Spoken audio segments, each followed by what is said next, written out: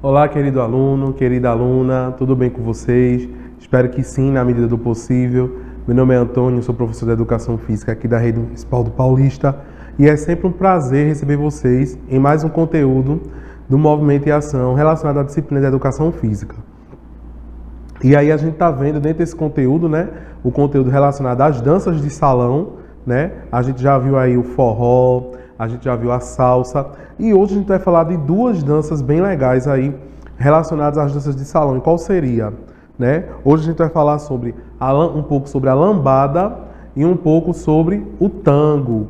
Isso mesmo, são duas danças aí latinas, né? Uma que tem origem aqui no Brasil e outra que tem origem lá na Argentina, né? E aí a gente vai conhecer um pouco dessas danças, né? E a gente vai ver como elas se manifestam, como elas foram criadas, né? E aí essa relação dela dentro das danças de salão, tá bom? E aí, começando pela lambada, né? O que seria a lambada? A lambada é uma dança e um ritmo musical que foi originada na junção de outros ritmos brasileiros, como o forró nordestino e o carimbó na Amazônia. Então vejam, é uma dança que traz essa relação aí de duas danças que tem uma malemolência maior, né? Que é o forró, que é uma dança em casais, e o carimbó, que é uma dança que, mesmo que seja em dupla, casais, mas é uma dança que se dança sozinho, né? E aí o ritmo em si, ele vai trazendo essa junção dessas duas danças típicas aqui do Brasil. E como foi que surgiu a lambada, né? É muito importante a gente saber como foi esse surgimento e a criação dessa dança. Então, o auge dessa dança brasileira, originada no Pará, foi no ano de 1989, quando a lambada se tornou mais conhecida pelo Nordeste, se tornando muito popular na Bahia, mais especificamente em Porto Seguro. Então, vejam, é uma dança que surgiu ali em Belém do Pará, mas ela realmente se instalou lá em Porto Seguro, na Bahia. E aí, a lambada, como dança, ela também passou por um problema, né? Ela foi conhecida como uma dança proibida, por conta dos passos que eram realizados, os movimentos, né? Por ser uma dança muito sensualizada, ela foi conhecida até certo tempo como uma dança proibida. Mas aí, a lambada, ela é uma dança que tem movimentos próprios, né? Mas são movimentos que traz um gingado, né? Que traz uma malemolência e tem essa necessidade da sua forma de se expressar, né? E aí a energia transmitida pela dança e o ritmo sensual da lambada tornaram essa dança conhecida no país inteiro. A principal canção que fez essa música se tornar popular foi Lorando Você Foi. Então, Chorando Se Foi, né? Todo mundo conhece essa música, né? Chorando se foi e um dia só me fez chorar. E aí, é uma música que quando a gente já fala de lambada, ela é bem característica, né? A gente já se prende logo a essa musicalidade.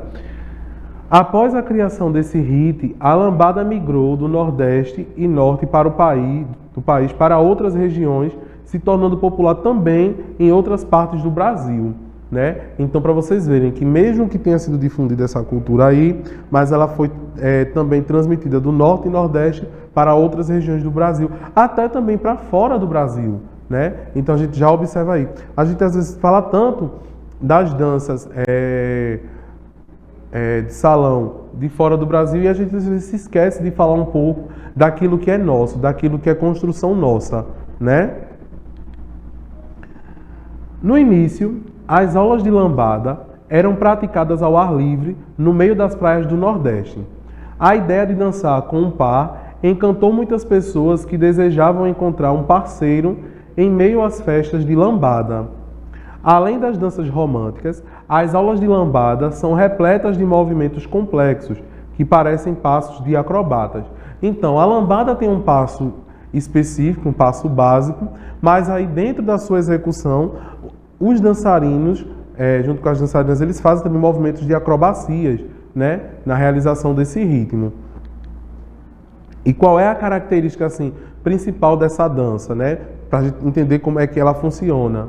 Então, os passos da lambada são inconfundíveis, já que os movimentos da dança são únicos e realizados por casais.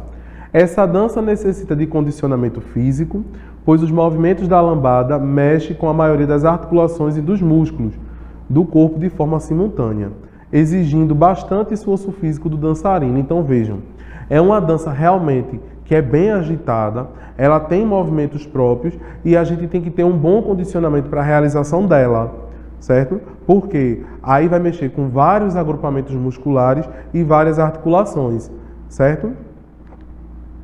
Ainda sobre as características dessa dança, a gente pode destacar também que a lambada teve sua origem a partir de uma mudança do carimbó, que passou a ser dançado por duplas abraçadas ao invés de duplas soltas, como eu falei no começo. No carimbó a gente tem aquelas duplas lá, eles estão lá fazendo os movimentos, mas de forma separada. Na lambada ele já tem essa junção das pessoas, tá certo? Então, eu trouxe aí alguns movimentos básicos da lambada, né? Aí a gente vai ver alguns movimentos feitos sozinhos, certo? Mas esses movimentos são importantes para quando a gente for fazer a dança em casais, a gente conseguir se adaptar ao ritmo. Então, esse primeiro movimento, ó, vocês podem ver que é uma marcação com os chutinhos laterais, né? E aí a gente solta o quadril. Por exemplo, aqui, ó. 1, 2, 3, 1, 2, 3, 1, 2, 3, 1, 2, 3. E aí você observa que tem a malemolência do nosso quadril, né? Os braços nesse movimento aqui. E a gente tem os chutinhos na contagem do 1, 2, 3. No 3 a gente chuta. Mais uma vez, ó. 1, 2, 3, 1, 2, 3, 1, 2, 3, 1, 2, 3. Ok? Aí a gente já tem uma outra variação de movimentos, né? Onde a gente vai fazer movimentos para frente e para trás. E nesse movimento a gente coloca os braços tanto para cima quanto os braços para baixo. Como vocês podem observar aqui na imagem, ó, tá vendo? Quando a gente vai para frente, os braços sobem. Quando a gente vai para trás, os braços descem. Aqui, ó. 1, 2, 3, 1, 2, 3. 1, 2, 3, 1, 2, 3. 1, 2, 3, 1, 2, 3. Ok? Um outro movimento, aí já é um movimento um pouco mais complexo, né? Que é a gente fazer o movimento em lateral, né? E aí a gente faz 2 passadas para um lado e 2 passadas para o outro. Usa o braço, né? Fazendo esse movimento. E também tem sempre a questão do quadril. Por exemplo, 1, 2, 1, 2. Então, vocês conseguem observar que existem esses movimentos e sempre na lambada vai ter essa característica, né? Que é a quebra do quadril para a realização dos movimentos, tá certo? E aí a gente sai da perspectiva de uma dança aí bem envolvente, né? Para uma outra dança também bem específica, né? Que é o tango. Né? O tango aí que muitas das pessoas assim, que observam já tratam o tango como uma dança bem romântica, né? Mas também uma dança sedutora e uma dança que tem movimentos bem específicos também, né? E a gente também vai conhecer um pouquinho do que é o tango enquanto dança de salão, tá bom? O tango é uma dança mais expressiva das manifestações artísticas, capaz de encantar o dançarino e o espectador. A dança ramifica-se entre vários estilos e ritmos. O tango, por exemplo, perpetuou-se na Argentina como uma dança sensual, elegante e também melancólica, né? Então, o tango em si, ele tem essa questão de se aproximar. É uma das danças assim de salão que para mim são mais encantadoras, né? Até a própria melodia do tango, ela conta uma história ou não. E ela tem essa questão assim romântica mesmo, né? A música do tango, ela tem essa questão da aproximação com o outro, né? E aí como foi que surgiu o tango, né? Dentro da história do tango, a gente vai entender primeiro que o tango surgiu na Argentina como música e dança por volta do final do século XIX, derivado de outros estilos como a rabaneira e a milonga. Inicialmente, o tango propagou-se entre as classes menos favorecidas de Buenos Aires, capital da Argentina, nos bares, cafés e prostíbulos. Isso mesmo, né? Então, é uma dança que surgiu não na elite, né? É uma dança que surgiu pelas classes menos favorecidas. E elas estavam presentes principalmente nesses lugares, onde se frequentavam mais as pessoas, né? Uma curiosidade também, que o tango, né? A gente não se sabe ao certo, mas se especula que o estilo musical seja decorrente da rabaneira e da milonga, e que são vertentes de música cubana. Então ele tem essa origem também, puxando para uma vertente cubana, né? E uma coisa que eu trouxe aqui para destacar para vocês, podem observar aqui na imagem, né? São dois homens dançando. Na história do tango, o tango não era dançado entre um homem e uma mulher, né? Era dançado entre dois homens que não se olhavam, e essa dança ela acontecia como? Para disputar quem ficaria com a mulher no final da noite. Então o tango ele surgiu como uma disputa entre eles, né? O que dançasse melhor, a mulher escolhia para ficar com ela durante a noite. Então ele surge também dentro dessa perspectiva. Então, no princípio a dança era feita por dois homens e eles não se olhavam. Depois passou a ser interpretada também por mulheres. Então, com o passar do tempo é que as mulheres elas entram e vem toda aquela parte de sensualização, né, dos movimentos do tango. Antes, o tango, quando era dançado por homens, é como vocês podem ver aqui na imagem. Eles não se olham. Eles fazem os movimentos do tango, mas aí dentro da sua própria perspectiva, né, dos seus interesses.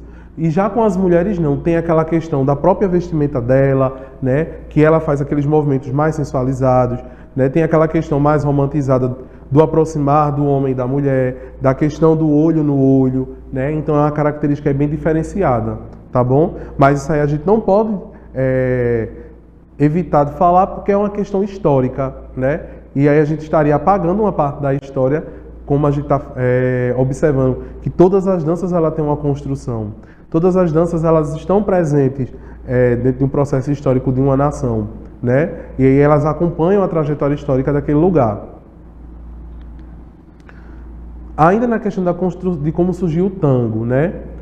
Somente entre as décadas de 1930 e 1940, ele começou a ganhar credibilidade nos salões, encantando as classes mais favorecidas da cidade. Então vejam, ele surge primeiro, vê que é uma dança assim mais popular, mas aí os grandes salões eles começam a adaptar essa dança para o seu convívio, né? Porque acreditam que é uma dança bem refinada, mas na verdade né? Ela tem um refinamento nos seus movimentos, nos seus passos. O tango surgiu como música embalando os passos improvisados, como as paradas chamadas de cortes, ou seja, quando os dançarinos param para fazer poses e quebradas. Por exemplo, se eu estou aqui nesse movimento, 1, 2, 3, então eu faço uma pose para dar uma quebrada na música e na coreografia. Então tem também essa questão no tango, né? Que essas quebradas, essas poses que eles vão realizando, chama também a atenção de quem está de fora. Às vezes é até uma provocação para as pessoas que estão assistindo, porque assim, ao assistir uma pessoa dançando tango, a gente sente aquela necessidade também de realizar aquele movimento, né? Tem essa questão do chamado para fazer a dança, né? E aí vamos observar também aqui, ó, na imagem, a forma como se é também dançado o tango, porque fica bem ilustrado para a gente entender como essa dança acontece.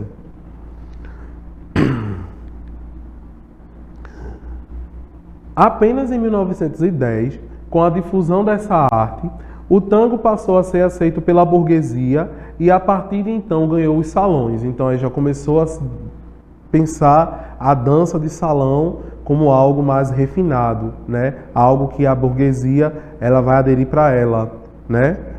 E aí, quais são essas características dessa dança? Assim como a gente viu lá na lambada, ela também tem características importantes. Mas aí vocês podem observar também na imagem, né? A questão do contato, né? A questão dos movimentos que são bem certinhos, né? Sincronizados. Então, como característica da dança, ela é feita em pares e para realizá-la é necessário habilidade e expressividade. Isso porque as coreografias possuem certo grau de complexidade e transmitem sensualidade, paixão e tristeza. Então é como se a própria dança do tango ela tentasse explicar, né, o que são aqueles movimentos, não é verdade? Ela tentasse explicar aquele sentimento que está sendo gerado ali, né? Porque a própria melodia ela também traz essa característica, né, para que a gente entenda como é essa manifestação. E quais são as características, ainda pensando na dança, bem assim, mais detalhado, para a gente saber o que é que se passa durante a organização dessa dança. Ela tem a expressividade, tem uma grande carga dramática, tem uma valorização de sentimentos como paixão, tristeza e sensualidade, capacidade de improvisação e coreografias complexas. Quando a gente coloca essa questão de capacidade de improvisação, é que a gente às vezes só sabe o passo básico, né? De formar o quadrado no tango. Mas aí a gente sabendo o passo básico, você cria possibilidades, né, de movimentos dentro do próprio ritmo, né? Então ela tem essa característica aí de improvisar também. E aí eu trouxe a dança do tango para vocês observarem, né? Aí na ilustração, vamos observar aqui, ó, na tela, como é que se está dançando, né? O cavalheiro, muitas das vezes, ele conduz a dama durante a realização da dança, né? A dama aí sempre na ponta do pé, né? O cavalheiro com o pé mais fixo ao chão, né? Dando sustentação dentro da coreografia. Aqui, de forma mais coreografada, né? A gente tem aí, ó, movimentos mais rápidos, né? Como vocês podem observar. E tem essa questão do olho no olho. Se vocês observarem na imagem, tem aí essa questão do guiar, mas tem o olho no olho, né? Na hora da realização da dança. E aí, qual a importância das danças latinas na qualidade de vida? Que é importante a gente ressaltar isso, que é o que a gente vem sempre pregando nas nossas aulas, né? Como as práticas corporais, elas favorecem a nossa qualidade de vida. Eu coloquei as danças latinas, mas se a gente for pensar as danças de salão de forma geral, tá certo? E a gente tem alguns benefícios que trazem para a nossa qualidade de vida. É uma dança que propõe relaxamento, interação social, autoconfiança e autoestima, memória, aumento da energia, aumento do tônus muscular, aumento do equilíbrio e da coordenação motora, desenvolvimento cardiovascular, melhora na postura, diversão e bem-estar. Que esse último aí é o que já se faz presente em todas as características, né? Porque, vejam, eu vou procurar uma prática que também me traga bem-estar, em que eu consiga me divertir, sair daquela situação de ócio, daquela situação de monotonia, não é verdade? E aí, dentro das práticas em si, ela sempre vai trazer tanto qualidades relacionadas ao bem-estar físico, motor, mas também ao bem-estar socioemocional, né? Essa questão também de fazer novas amizades, de interagir com outras pessoas, se faz muito presente também nas danças de salão, tá bom? E aí, vamos para o desafio da semana, né? Para a gente entender como essas práticas, né, elas fazem tão bem para a nossa vida. E como esse desafio para a semana eu vou trazer para vocês que vocês, em casa, escolham aí ou uma música de tango, ou uma música de lambada, ou uma música de forró, ou o que seja. E você vai se reunir com as pessoas da sua casa e tentar fazer alguns movimentos utilizando a música, né? Começar a acrescentar a dança na vida de vocês como algo que traz benefícios, algo que traz melhoria para a condição de vida de vocês, para a condição de qualidade de vida de vocês, tá bom? Então, tentem aí fazer esse desafio para essa semana, tá certo?